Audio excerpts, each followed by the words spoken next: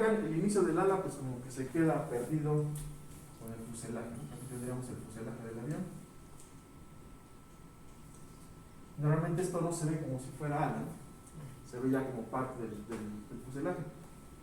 Pero para hacer este cálculo vamos a suponer que el ala se proyecta hasta la línea central del fuselaje. Vamos a suponer que el ala se proyectara hasta acá y aquí vamos a definir lo que se conoce como la cuerda de raíz. La cuerda de raíz del ala. Y acá tendríamos la cuerda de punta del ala.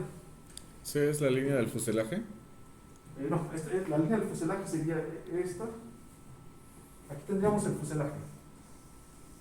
Normalmente aquí ya no se vería ala, ¿no? Ya se ve todo como si no hubiera ala ahí. Pero se hace una proyección para que se considere que el ala inicia en la línea central del fuselaje, ¿no? Sería la mitad del avión. Este sería la mitad del avión, ¿no? Este va a ser la cuerda de raíz. Esta es la cuerda de la punta. La dimensión de punta a punta del ala se conoce como envergadura, pues aquí se denota como B, tendríamos B sobre 2, ¿no? Entonces, para encontrar la cuerda media, lo que hacemos es esta cuerda de punta, la dibujamos aquí, la cuerda de raíz la dibujamos acá, hacemos esta línea, trazamos la línea media de cuerda de raíz, la cuerda de punta, y en la intersección vamos a definir lo que sería la cuerda media aerodinámica del ala. Son medidas de referencia. Recuerden que aquí, cuando yo hago esta ecuación, pues es una medida de referencia. Uso el ala como medida, la superficie del ala porque es la superficie aerodinámica más grande. También recuerden que tenemos momentos, ¿no? Momentos, 1/2 de ρ, S, B cuadrado, y aquí tenemos una longitud característica, ¿no? El coeficiente de momento. Entonces, esta cuerda media aerodinámica a veces va a servir como longitud característica. Simplemente una convención.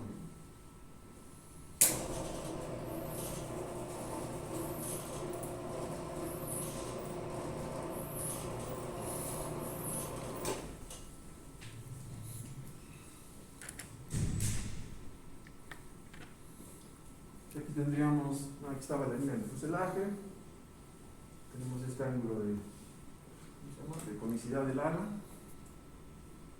y vamos a definir estas cantidades, ¿no? Sería la superficie alar, la conicidad, recuerda entre la cuerda de punta, y por eso podemos encontrar la cuerda media aerodinámica, y luego tenemos esta relación de aspecto, el B cuadrado entre la superficie. Entonces son medidas del ala de la aeronave, ¿no? Que las vamos a utilizar para definir algunas superficies o longitudes características. Es simplemente para eso.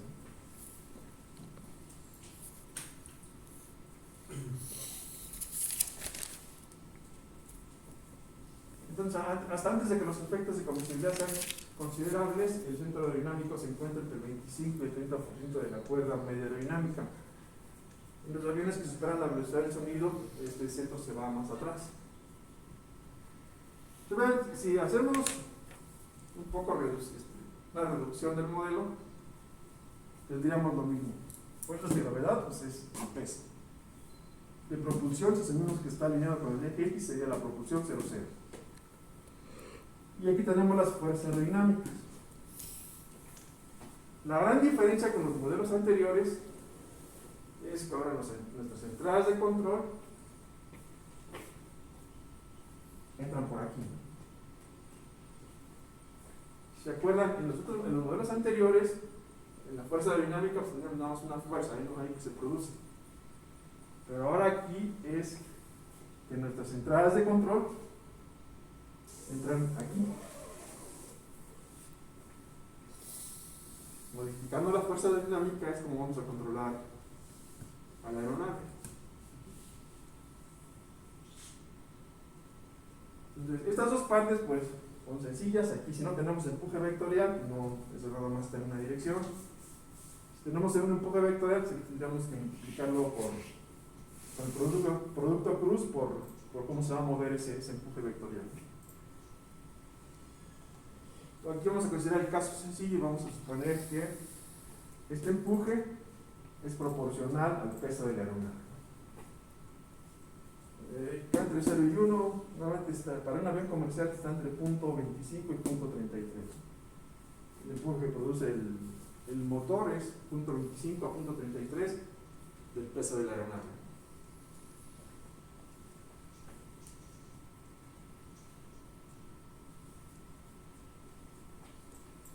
En los momentos debidos a la gravedad, pues nos tendríamos un momento tenemos una diferencia entre la posición del centro de gravedad y el centro aerodinámico. Un momento alrededor de Y si tenemos desplazada la planta de potencia. Y otra vez, los momentos aerodinámicos.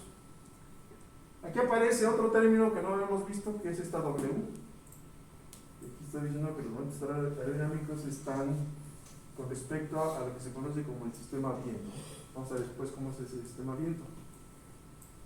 Pero bueno, la gran diferencia con los modelos anteriores es que nuestras entradas de control vienen a través de los momentos aerodinámicos y fuerza aerodinámica. En este modelo no es necesario que la fuerza sea igual al peso, ¿verdad? Entonces, a lo más un tercio y el resto con el aire. Sí. Sí, es otra desventaja, bueno, ventaja y desventaja, ¿no? Un avión no puede hacerlo con un helicóptero, por ejemplo. Un helicóptero puede estar en vuelo suspendido. Un avión no puede, necesita velocidad. Necesita velocidad para poder generar el levantamiento.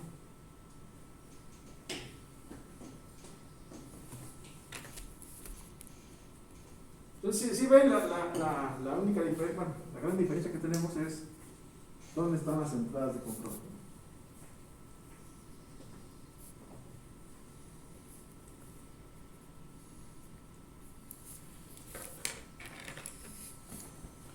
Entonces, las reacciones aerodinámicas sobre la aeronave son principalmente producto del movimiento relativo con respecto al aire. Por lo tanto, dependen de la orientación de la aeronave con respecto al flujo de aire. Estamos viendo cómo está orientada la aeronave respecto al flujo de aire. Por ejemplo, aquí si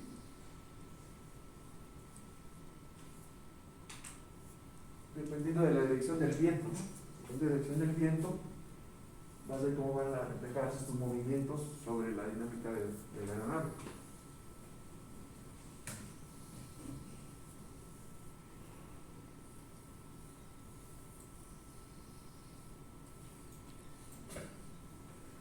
Entonces vamos a generar otro sistema de referencia en el cual nos vamos a orientar con respecto al flujo de aire. Y para eso vamos a definir dos ángulos, el ángulo de ataque alfa y el ángulo de derrape beta.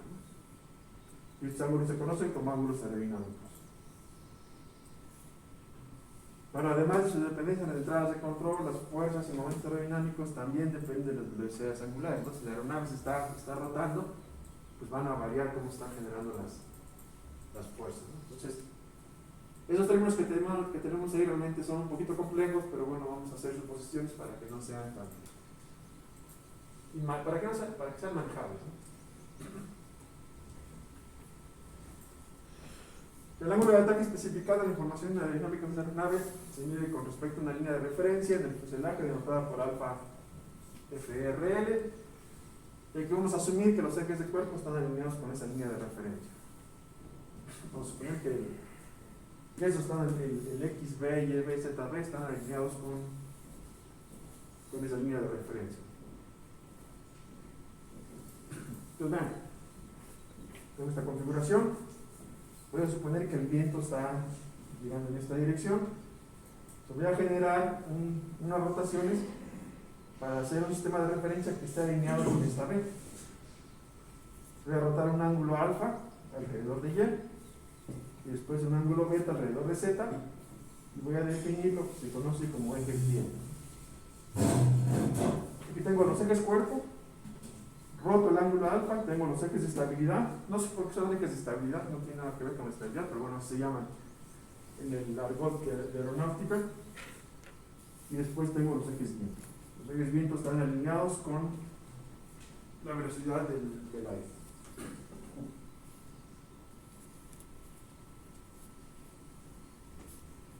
Entonces el vector velocidad del viento relativo es igual en magnitud, pero en sentido opuesto a la velocidad del centro de masa de la aeronave. Lo que habíamos dicho, ¿no? Que si voy sobre el flujo o el flujo viene sobre mí.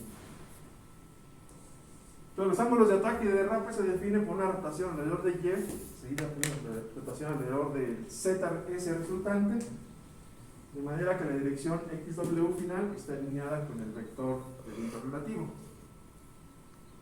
Entonces, si yo quiero ver la velocidad en ejes viento, solamente tiene componente en el eje X.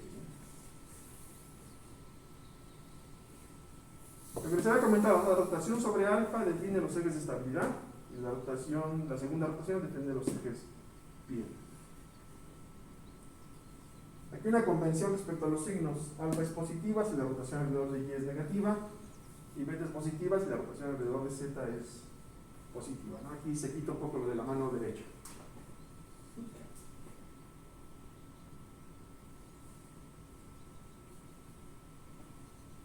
Pues una aeronave convencional debe volar en dirección lo más paralela posible al viento para disminuir la resistencia al avance, por lo tanto, beta es usualmente pequeño. Obviamente vemos betas grandes cuando aterrizamos con un viento cruzado muy grande, ¿no? A veces se hacen virales algunos videos, ¿no? De aeronaves aterrizando, sobre todo en Alemania, ¿no? Casi van así y ya cuando llegan a la pista dan la vuelta, ¿no? Y van volando con un ángulo de derrape muy grande. Algo a notar es que los ejes de estabilidad y viento son ejes cuerpo, pero no son fijos, ¿no? Se mueven con la dirección del viento. ¿Cómo definimos estos ángulos? Estos ángulos están definidos en términos de la velocidad en ejes viento. La tangente de alfa es W entre U. Acuérdense que la velocidad en ejes cuerpo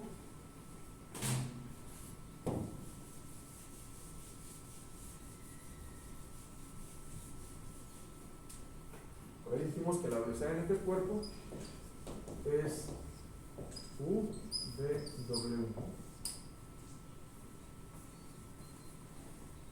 Entonces, el ángulo alfa va a ser W entre U, la tangente de alfa, perdón, y el seno de beta va a ser V entre la velocidad total. Y la velocidad total es esta, ¿no? La raíz cuadrada de U cuadrada más B cuadrada más W cuadrada, ¿no? Entonces, alfa, beta y B son cantidades muy importantes para determinar las fuerzas y movimientos aerodinámicos.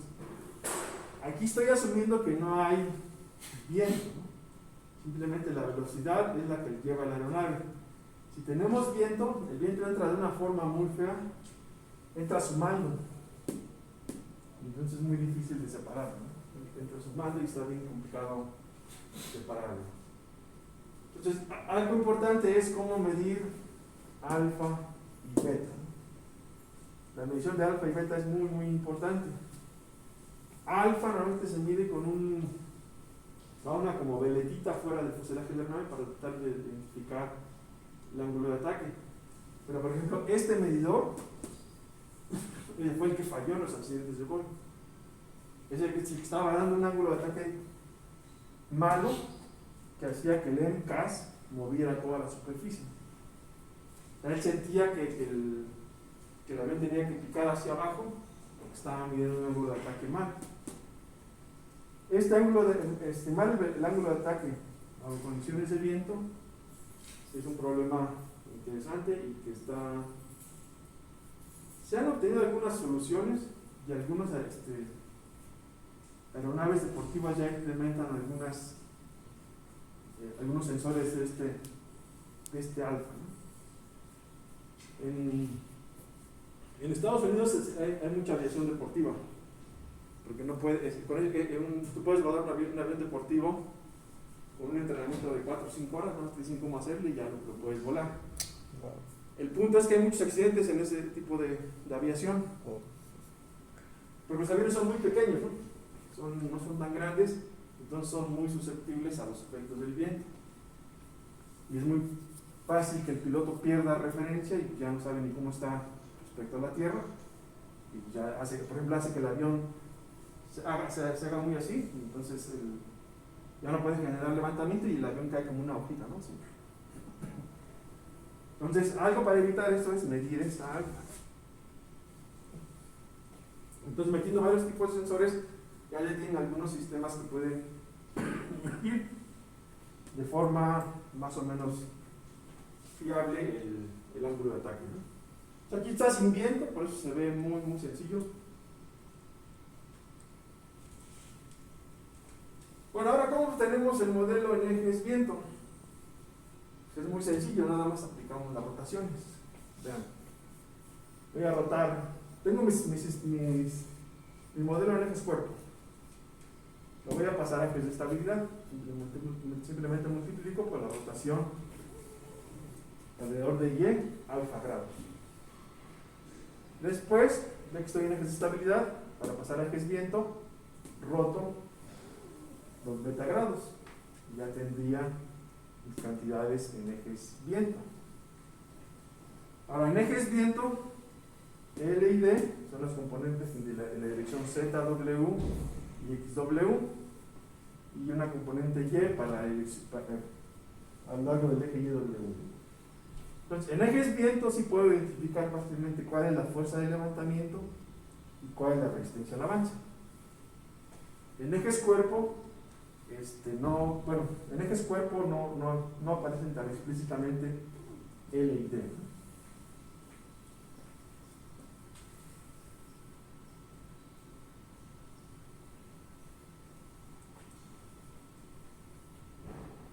Bueno, ahora cómo especifico realmente lo que tengo acá, ¿no? En los coeficientes, recuerden, nosotros vimos esta forma básica, ¿no? Un medio de rho S, B cuadrada y el coeficiente. Pero aquí el coeficiente ya lo vamos a tener que expresar en términos de más cosas. Mejor ya vimos que el coeficiente pues depende de las entradas de control, va a depender del ángulo de ataque, del ángulo de derrape, del número de Mach y de mucho más cosas, ¿no? Afortunadamente pues vamos a tener que cortar en algún momento para tener un modelo tratable. Entonces tenemos que los coeficientes aerodinámicos los vamos a especificar en términos de los ángulos aerodinámicos, alfa y beta.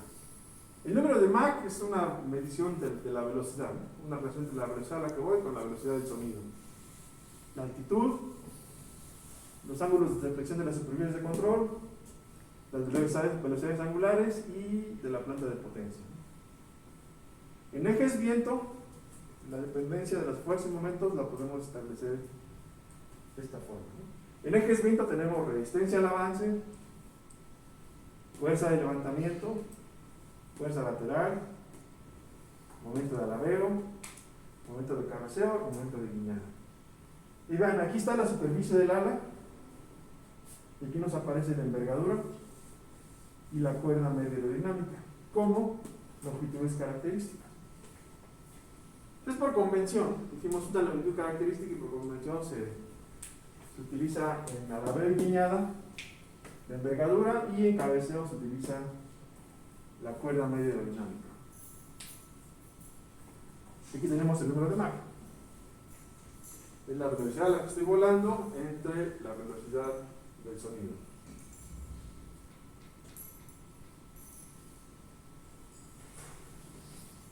Ahora, los coeficientes aerodinámicos tienen componentes estáticos, los cuales se pueden medir en un túnel del viento. Un túnel del viento con un modelo estacionario de la aeronave. Cuando la aeronave cambia su trayectoria, aparecen componentes dinámicos en los coeficientes aerodinámicos. Habíamos visto que no nos vamos a meter con esa parte dinámica, ¿no? Y por lo tanto las maniobras vamos a clasificarlas en dos tipos, ¿no? Maniobras lo suficientemente lentas para que el flujo de aire se ajuste al movimiento de la aeronave. Es decir, yo hago una maniobra, pero durante esa maniobra yo sé que el flujo de aire se va a ajustar más rápidamente que lo que dura mi maniobra. Entonces, durante toda la maniobra tengo el flujo de aire ajustado al vehículo. Y maniobras rápidas en un intervalo de tiempo comparable al tiempo que requiere el flujo de aire para ajustarse a la geometría de la aeronave. Ahí sí ya puedo tener que se despegó el flujo, ¿no? Según un movimiento muy rápido, voy a tener zonas donde el flujo se despegó porque no se alcanzó a volver a establecer, ¿eh?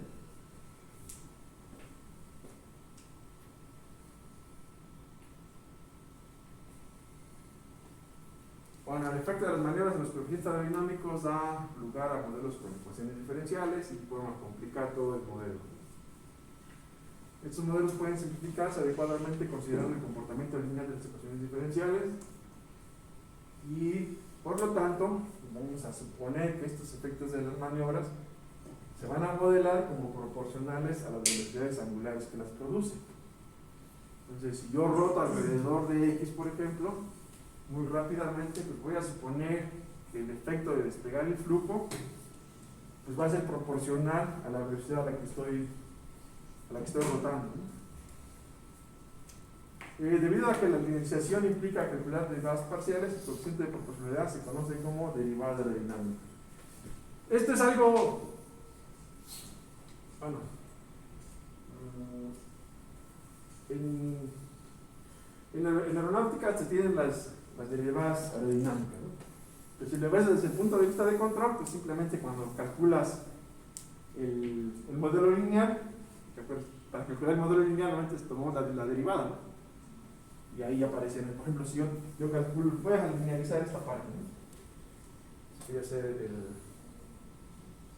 la parcial de f, por ejemplo, con respecto a alfa. Entonces sería 1 medio de rho sb cuadrada, la parcial de cf con respecto a alfa. Entonces, este término es el que se conoce como derivada aerodinámica, pero no es otra cosa que la linealización, ¿no?, que aparece cuando linealizas un término.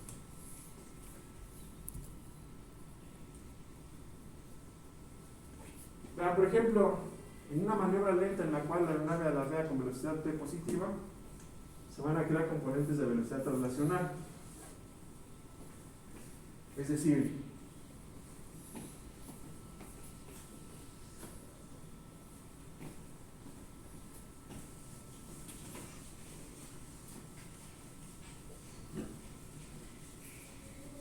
vean, si tenemos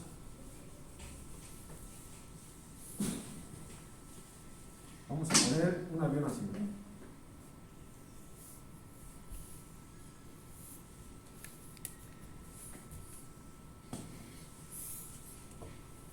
Vamos a suponer que está girando alrededor de este, sería el eje, está girando alrededor de este eje con una velocidad p.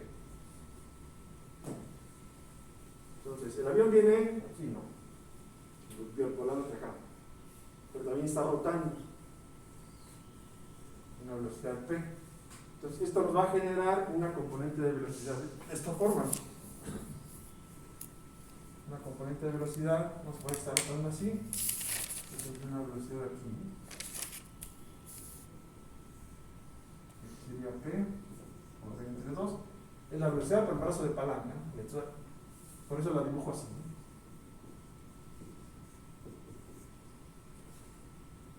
Y acá al revés, ¿no?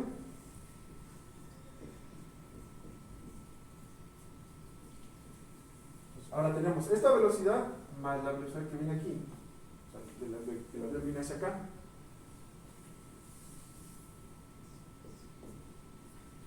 Entonces, ¿está de acuerdo que ya va a cambiar la velocidad que está pasando sobre el ala? Sobre cada una de las señalas, ¿no? Esta velocidad se va a tener que sumar con la que viene acá para hacer una resultante también de este lado. ¿De acuerdo?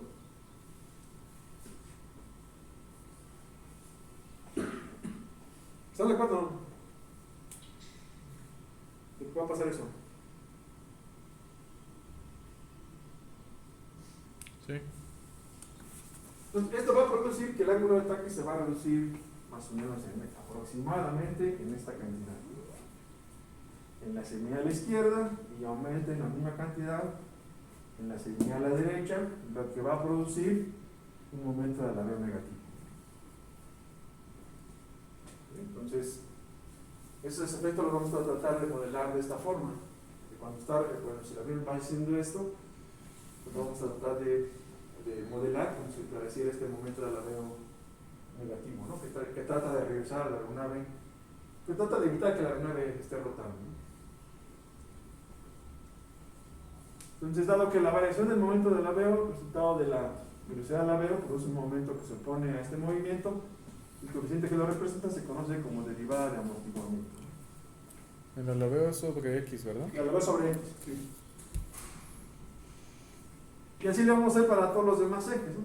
Entonces, el modelo de estos coeficientes va a tener esta forma, donde K, esta de aquí, es una longitud característica tal como B o C. Entonces, como les decía, ya es un poco de nada más aproximar los efectos, ¿no? Si yo tengo que estar rotando así, pues me va a generar esta componente de velocidad, se va a cambiar el ángulo de ataque en esta cantidad, y entonces voy a tratar de meter ese efecto con estos términos.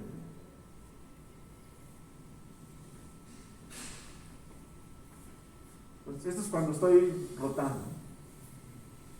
Ahora, esto también depende mucho de la geometría de la aeronave, ¿no?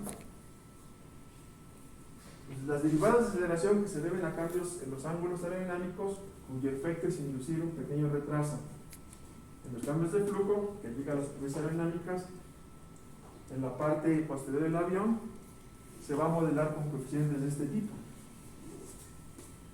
Ahora voy a suponer que en mi fuerza hay una componente del coeficiente que depende de la velocidad del ángulo de ataque, ¿no? De cómo, a qué velocidad está cambiando el ángulo de ataque.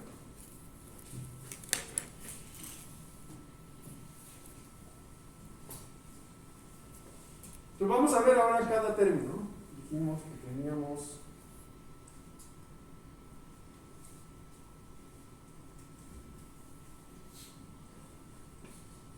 esto, ¿no? Resistencia al avance, levantamiento, fuerza lateral, momento de alabeo, momento de cabeceo, momento de guiñada, que dependen de todo esto. Ya vimos que hay algunos términos que dependen de las velocidades angulares, son para tratar de tomar en cuenta las maniobras, ¿no? El efecto de una maniobra. Vamos a ver el coeficiente a coeficiente.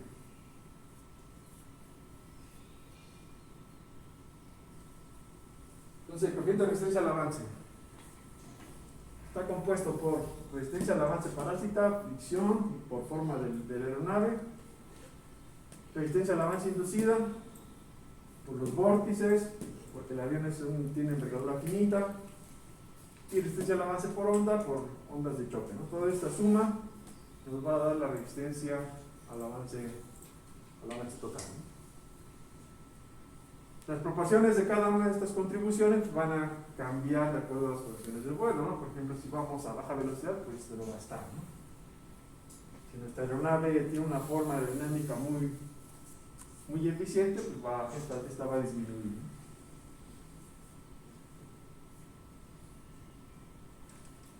La resistencia al avance por fricción se produce en todas las superficies de la aeronave en contacto con el fluido, y la resistencia al avance por forma se debe a la separación del flujo a ángulos de ataque alto, ¿no? Ángulos de ataque alto, pues, va a haber zonas en las que el flujo realmente se va a separar, ¿no? Por ejemplo, si voy volando a este ángulo de ataque, ¿no? Supongo que es un avión. Y por aquí llega el viento, ¿no? Obviamente acá no va a haber forma en que se mantenga pegado, ¿no? O sea, no va a pasar esto. Va a llegar aquí y aquí se va a despegar, ¿no? Entonces es equivalente a que mi avión tuviera un cuerpo hasta acá, ¿no? O sea, no puedo forzar a que el flujo se pegue aquí, en esta zona.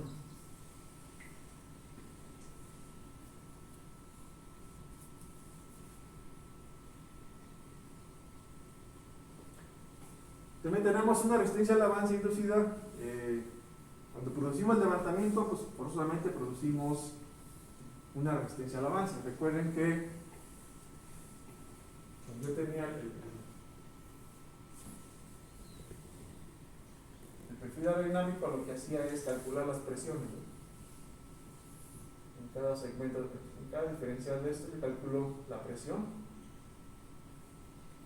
lo multiplico por el área y tengo la componente, ¿no?, de fuerza. lo mismo acá abajo. Cuando sumo a todas, obtengo la resultante. Y una parte de esa resultante pues es levantamiento y otra parte es resistencia al avance. Pues cuando yo genero levantamiento, genero resistencia al avance, y esa resistencia al avance la puedo caracterizar más o menos de esta forma, ¿no? Con E, factor de eficiencia del ala, y esta delta R que ya la habíamos visto, ¿no? Que era aquí la relación de aspecto, ¿no? B cuadrada entre la superficie. Más o menos con eso lo puedo modelar. Bueno, esto es cuando alcanzamos la velocidad del sonido. Y bueno, esto lo podemos reducir utilizando un ala con flechado. Se puede reducir este efecto. Y las aeronaves supersónicas utilizan perfiles aerodinámicos muy delgados, ¿no? Si ustedes ven las aeronaves de combate, sus perfiles aerodinámicos parecen placas. Y tienen un flechado muy grande, ¿no? Tienen forma de flecha las aeronaves de combate. Esta es su forma general, ¿no? Bueno, lamentablemente lo de la guerra en Ucrania, pero pues, los rusos normalmente presumen que tienen una fuerza aérea muy poderosa, ¿no? Y creo que no sé si han sacado sus aviones, ¿no? Yo no he visto muchos videos de sus aviones ya en combate. Bueno, ellos siempre presumido de tener una fuerza aérea muy poderosa y con aviones muy eficientes, ¿no? Desde el punto de vista aerodinámico.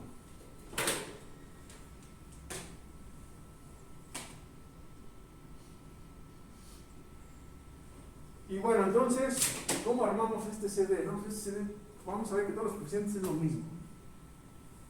A un número de Mach constante y antes del desplome del ala, la resistencia del avance de un ala puede modelarse de esta forma.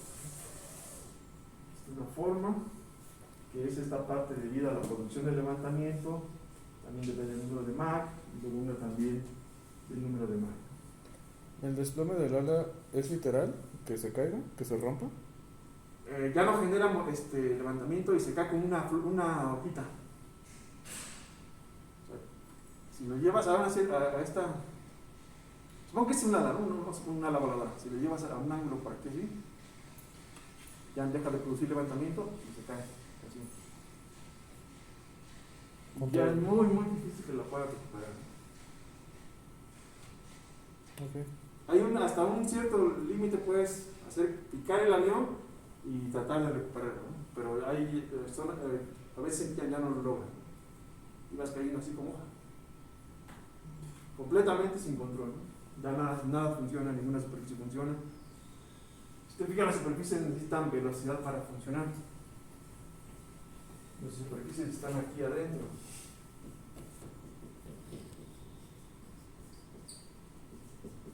Aquí están, por ejemplo, el elevador, ¿no?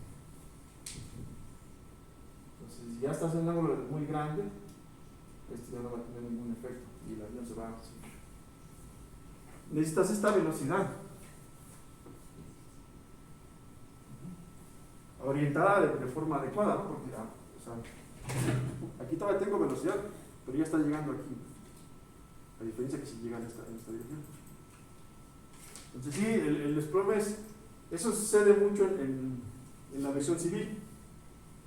En la aviación civil a veces cuando vuelas sin instrumentos hay mucha gente que se mete a las nubes, ¿no? Y pues ya ahí pierden completamente la referencia y desploman el avión y ya no salen, ¿no? Entonces en la aviación deportiva hay muchos accidentes también por eso, y en la aviación civil también, ¿no? Cuando vuelas sin instrumentos, solamente con los reportes meteorológicos que tienes, y entonces hay muchas reglas, ¿no? Si un vuelo civil por instrumentos tiene que salir solamente en condiciones de alta visibilidad y que no haya nubes. Entonces, si vas, por ejemplo, a un accidente, ¿cuándo fue? No, chavos que iban por Guerrero, salieron de Acapulco y creo que iban a Chilpancingo. Salieron bien, o sea, todo despejado, pero en el trayecto se encontraron con nubes y pues tomaron la decisión de meterse. Ya no salieron, ¿no? El avión se encontró después ya tirado. Entonces, sí es muy peligroso, ¿no? Y con esos aviones es muy peligroso. El avión comercial, si ustedes han visto, pues a veces, también dependiendo, ¿no? Dependiendo de la extensión de la tormenta, se mete o no se mete, ¿no?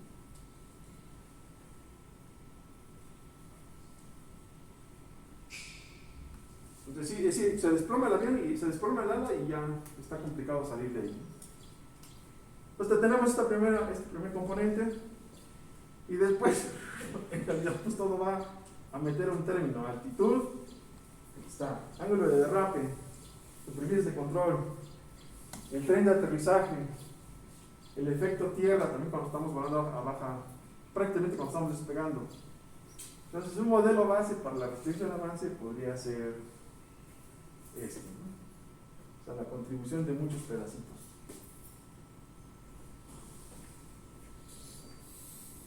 Entonces no tenemos un modelo exacto, no tenemos un modelo que me diga este es el coeficiente, porque esto lo voy a tener que hacer por identificación. Saben que diseñamos un avión, que empezamos a volar, volando tomamos datos y tratamos de identificar, ¿no? con una estructura del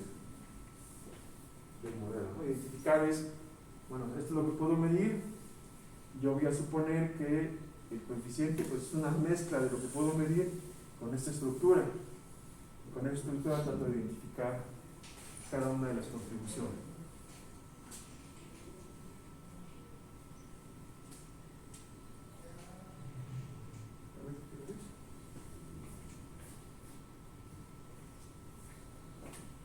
Vamos para terminar con el coeficiente de levantamiento. El coeficiente de levantamiento, el principal, viene del ala, pero también del fuselaje, del empenaje horizontal y la interferencia entre ellos, ¿no? Por ejemplo, en el Boeing, ¿no? Lo que hicieron en el avión Boeing era, traté de dibujarlo, este era el ala. Entonces, el 737 original tenía el motor aquí abajo, pero el avión es muy chaparrito. Bueno, está muy cerca de la tierra, sí, de aquí. Está así, ¿no? Entonces, para aumentarle la eficiencia, le metieron un motor más grandote, que ya no ocupó aquí. Entonces, lo que hicieron fue echarlo para acá adelante. Esto cambió completamente la aerodinámica del avión, porque esto, aunque lo vemos ahí sin forma aerodinámica, todo esto genera el levantamiento. Entonces tendía a aventar el avión hacia atrás. Cuando va despegando, esto generaba levantamiento y tendía a aventar el avión hacia atrás. Entonces el sistema de acá se orientaba para tratar de compensar este momento, viendo que aquí está el centro de gravedad, ¿no? Si aumenta este aquí, pues con este lo podemos compensar, ¿no? Generamos otro momento para tratar de compensarlo. Entonces el problema es que este requiere censar adecuadamente el ángulo de ataque, ¿no? Si lo censa mal, pues trata de compensar y trata de que vaya ese pico, ¿no? Entonces, no solamente el ala genera levantamiento, todo lo demás también genera fuerza de levantamiento. Entonces la variación de la fuerza de sustentación con alfa varía linealmente hasta el desplome del ala. El pico del coeficiente de levantamiento puede ser hasta de 3 para alas con perfiles con alta curvadura. La pendiente de la curva de levantamiento se incrementa con la relación de aspecto y con la reducción del ángulo de flechado del borde de ataque. En aviones comerciales esta relación de aspecto es de 7. En aviones de combate es entre 3 y 4. El efecto suelo es despreciable a partir de una altura igual a la envergadura del ala, y los efectos de la compresibilidad del aire también cambian la pendiente de la curva de levantamiento. La curva de levantamiento es algo así.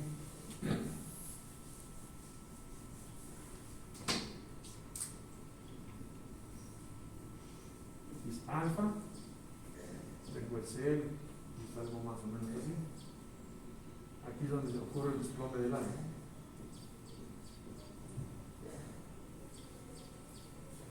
Acá también no tengo levantamiento, ¿no? Muy negativo, muy grande. Y esto pues llega más o menos aquí hasta 3. Aquí hay un alfa, donde produzco el máximo del levantamiento. Vamos a ver qué efectos, bueno, qué cosas contribuyen. Y nada más quiero que vean al final cómo va a quedar. Al final va a ser esto, ¿no? Una contribución de muchos pedacitos y que dependen de la condición de vuelo. Entonces, por eso en aeronáutica se utilizaba mucho el control por gain scheduling, ¿no? O sea, linealizas en diferentes modos de vuelo y luego tratas de interpolar, ¿no? Entre ellos, moviendo las ganancias de la aeronave. Pero entonces esto es un poco, todo es más experimental, ¿no? Y lo que quisiéramos es que los controles pues dependieran menos de de los coeficientes, pero por ahí entran los controladores, entonces bueno, se vuelve un problema complicador, pero interesante. ¿Dudas? Vamos a dejar este aquí. ¿Ahí es PCL? No, C, lista, pero yo solo. Ah, ok. 3. Es 3 veces. 3. Tiene una relación de 3 a alfa, Ajá. ¿no? 3. Acuérdate que este CL va a entrar aquí, ¿no? Un medio de error que es el para C. El máximo a veces es 3, ¿no? Dependiendo de la geometría del ala. ¿Dudas? ¿Ya vieron la tercera, la tarea? Sí. ¿Dudas con la tarea? No lo vi.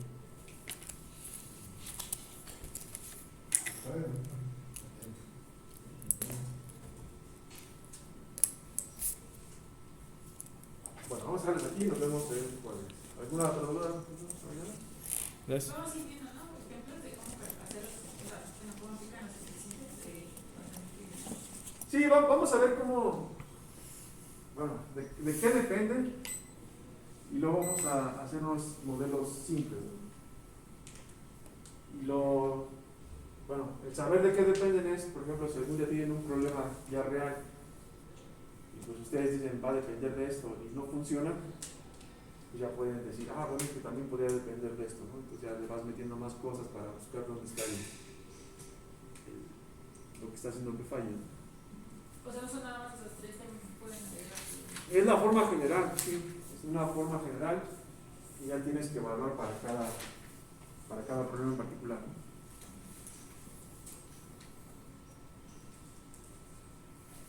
Bueno, entonces aquí lo dejamos y nos vemos después. Gracias.